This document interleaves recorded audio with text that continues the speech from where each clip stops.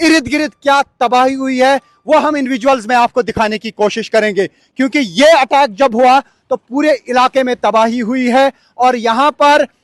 गाड़ियों के साथ साथ बिल्डिंग्स भी तबाह हुई हैं। तो जरजीरा में हुए इस अटैक के बाद यहाँ पे इस्राएली फोर्सेस और बाकी एडमिनिस्ट्रेशन के लोग यहाँ पे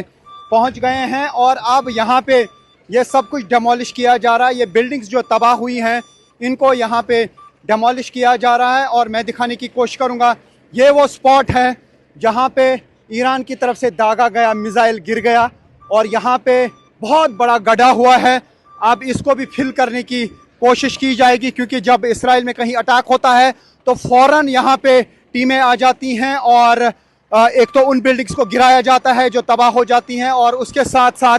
उन गढ़ों को बहुत जल्द जो है वो भरा जाता है। और आप देख सकते हैं यहाँ पे इस्राएली डिफेंस फोर्सेस और बाकी पुलिस और जितना भी यहाँ पे लोकल मेयर और एडमिनिस्ट्रेशन के लोग हैं वो यहाँ पे पहुँच चुके हैं, लेकिन इर्द गिर्द काफ़ी तबाही हुई है।